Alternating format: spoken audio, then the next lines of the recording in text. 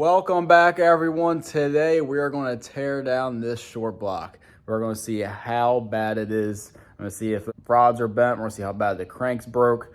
See what the bearings and everything looks like as well. This engine was over 1,000 horsepower all last season in this, weighing in about 6,800 pounds. It's heavy. So this thing was over 1,000 horsepower. I think that sometimes I got a little greedy with nitrous, and I was spraying 2 kits on it, especially at dirt drags. And I think that is what started it. I think that's what bent a rod in it, because when it started getting cold out, even though the glow plugs are removed, it was very hard to start. I'll be cranking this thing for a long time, and it would just smoking, and it would finally start up, but it would smoke for a while till it was warmed up. And it definitely has some slightly bent rods in it, and I will blame nitrous on that. I got greedy for sure. I think the biggest jet I put in my main kit was 74, 76, something like that. And the second kit had like a 40 jet in it. So I was spraying a lot when I would hit my second kit. So especially with the fuel I had on tap, it was, I'm just surprised it didn't chuck a rod out the block, to be honest with you guys. It's crazy. Did not think it would break a crank, out of all things. The pistons look phenomenal, so when we get to that, I'll show you guys what the pistons look like, and we're gonna pull it apart, see what the rods look like, see what the bearings look like, obviously see what the crank looks like.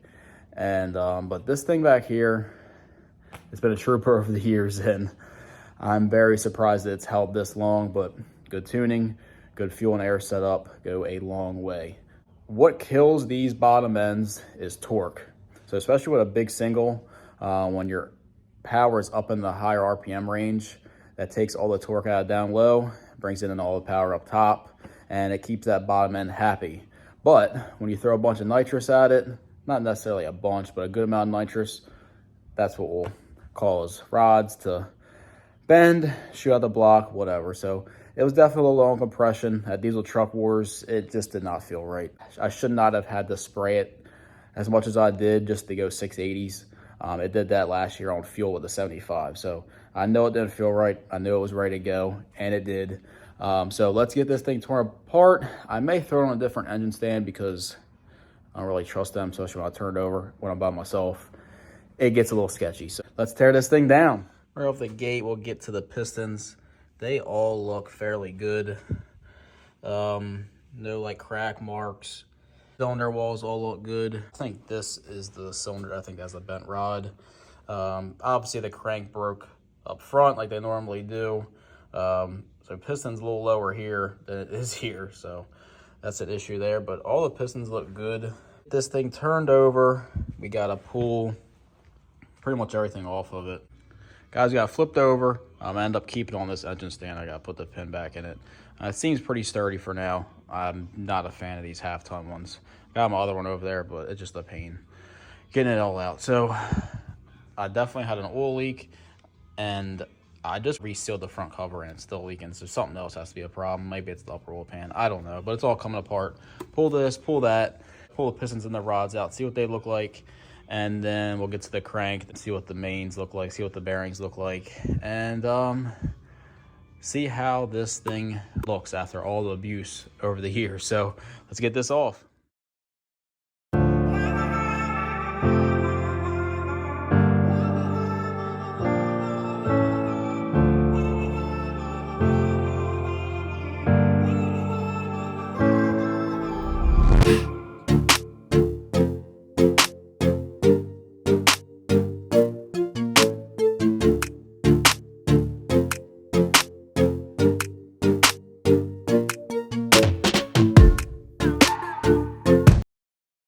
Guys, the upper and lower pan are off.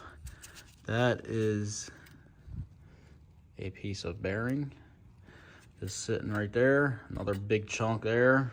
There's some pieces right here. There's a good amount of shavings in there, especially down there by the drain plug. Upper oil pan's got a bunch of stuff in it as well. Actually, I've seen a lot worse. So there's definitely some big chunks in here though. Let me pull one out of here. That's a big chunk of metal there.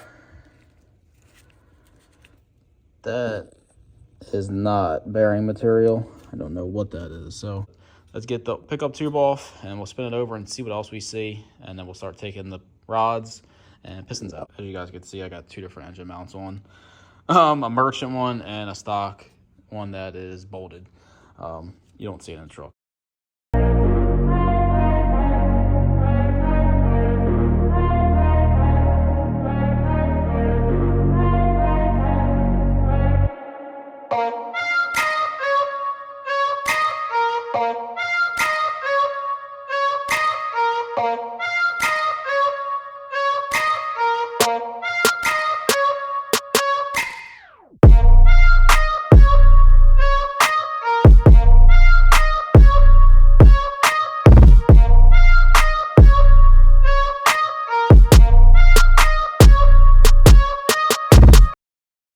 There is the crank.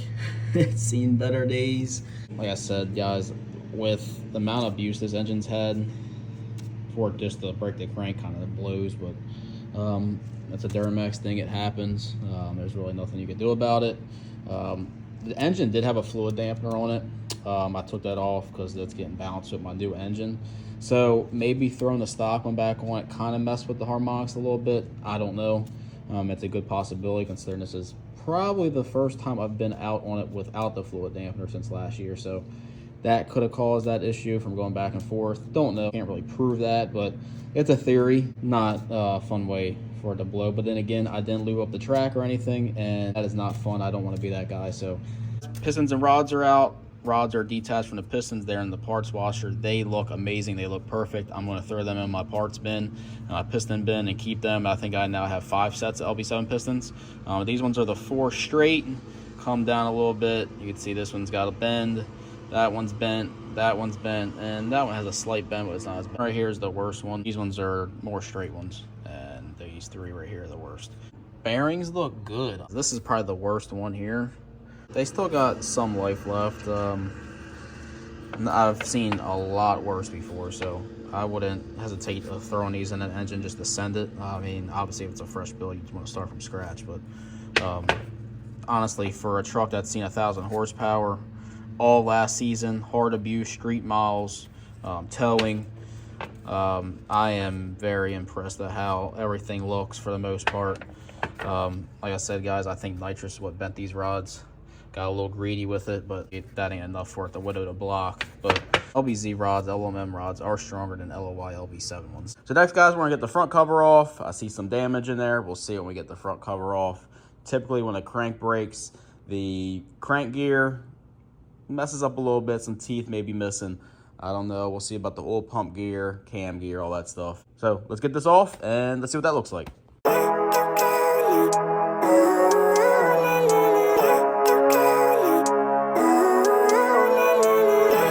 Life every day. The front cover is off, and as you can see there, it chewed up the crank gear a little bit.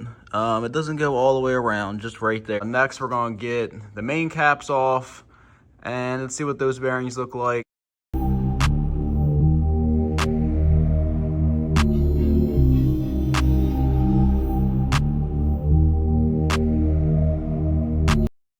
All right, guys, there's our new lightweight crank. It decided it did not want to be running on all 8 cylinders, just wanted to be 6, so it just broke. Number 1, that is rough. Those bearings have took a serious beating. There's a chunk there you can see. Main caps all look good just themselves, but obviously they're toast at this point. Second is rough. It's actually flattened out. You can see how skinny these ones are, how wide that one is. Third one spun the bearing. 4 and 5 look a little rough, but they're not that bad compared to the others, obviously. And there is the 2-piece crank. There is the teeth chewed off a little bit there. It's actually not that rough. I have no clue how many miles are on that engine. It was in this truck for at least 3-4 years, I think. It was in my LBZ race truck for a few years. It was in who knows how many trucks before that. Who knows how many miles. I think I put maybe 50K on it without a single issue. The last season when I did head gas on it, I did notice there was a little crack in the lip of the piston. Swapped it out, haven't had a problem until obviously it blew. But that thing has been a trooper over the years. There is no way I could be mad at it. It didn't owe me a darn thing. It won me events, it made me money, and I had fun the whole time doing it. And not mad at all. Just wish it would have lasted till the built motor was done. So now I gotta sit here and wait for that to be done. Praying it's done soon. If not, guys, I'm gonna have to throw another stock engine in this thing because I hate looking at it like that. It's very depressing. I have my other LMM out there that's gonna be in the next video. We're gonna do some goodies to that. But I can't have this thing down. It's my pride and joy. I'm having joy going to the events. No matter how far the events are, I love going and racing. Doesn't matter if I win or not. Just competing alone is fun to me. So we got to get this thing back out there. I hope this engine's done any day now. So a couple people asked me a couple questions about my glow plug module, what I did with the junction block over there by the passenger firewall. And then I had somebody ask me about how I ran the fuel line from the fast. That's very simple. I'll talk about that. So let's pop the hood. Let's talk about that. LMMs have that little black junction box over there. One goes all the way across and feeds the power for the fuse block. One goes and feeds the alternator. One fed the grid heater, and the other fed the battery. So obviously I deleted the battery. That deletes one wire, which actually went down to the not wire, that deletes one cable that goes down to the starter, and obviously it does not have an intake grid heater, so that's gone. So the alternator one I removed as well, and instead of routing it there, it now routed and goes straight to the battery, which should be this one, I think. Yep. So that's the alternator cable now that goes up with the engine harness. It goes straight to the alternator. It is very stupid to even have that over there, especially when it feeds the fuse block when the fuse block is there. So I don't understand why they did that. But anyway, so it eliminates that whole wire harness that goes up there. Now that is all my nitrous stuff. I actually have my EGT probe in it as well. So there's no way I could have ran all my nitrous stuff up there with that block, because that thing would have been probably that bulky with all that stuff. So eliminates all that. I got it pretty clean. I may get rid of this nitrous setup and go with a Maximizer 5 setup, especially with the new engine and stuff. It'll just be a lot simpler, a lot easier. I could tune it and stuff like that versus it just being on my wide open throttle switch and being in my hand. It's a little safer. So probably going to get rid of that. Not anytime soon though, but at least I'm going to get it running first. But other cable that fed that to the fuse block, I now got a little mega fuse block off Amazon that this goes into, feeds the fuse block. Obviously this comes over and it goes straight to the battery. A little simpler. I probably should have hit a little bit more, but again, it gets rid of that whole cluster crap that is up there and cleans it up. And then the other one fed the glow plug control module, which that used to sit right there. So it cleans up a good bit. The firewall needs cleaning. I definitely had some serious leaks there. In here, I got a little quick connect off Amazon, 3/8. That goes all the way back to the tank. Here's my feed. I just cut the line because I'm gonna redo this. 1/2-inch line runs all the way back to the lift pump, and then this breaks down and goes into 3/8. It's like a PPE reducer. It goes straight into the CP3, which I'm going to probably change that and go straight 1/2-inch all the way. I don't know why it keeps not focusing, but get rid of that little thing. That way I have 1/2-inch all the way to the CP3. So pretty simple, guys. There's really nothing to it. Got rid of all the hard line. Cleans up on the frame a good bit, but I need to clean in here before the new engine's in here. I got to seal the front diff. That thing is leaking like crazy. Also getting a new power steering pump and a steering gear. PSC I'm going to get. Just has so much slop in it. It's had it ever since I bought the truck. So it's finally time to upgrade it. No better time than now. A lot easier to do when there's no engine in here. So I'm going to do that. Get a new pump. And then that's that, guys. So guys, if you have any other questions about the truck, please comment below. Please like, please subscribe. Please check out all the other videos. Next video, guys, we're on pulling my tow rig LMM. We'll talk about that a little bit. I actually never made a video about it. I bought that thing blown up. That had a broken crank as well. And it's got some goodies on it. It should run pretty good in stock class dirt drags. Not expecting any wins because it is still on stock trans, but we're going to do some stuff to that and get it ready for dirt drags, which actually begin next week. We're going to pull that in the shop, get another video up for you guys. It needs some work, but it runs very good. It's very smooth, and it's quiet because it still has a stock exhaust on it. So we'll talk about that. But again, guys, please like, comment, subscribe below, and see you next week. Peace.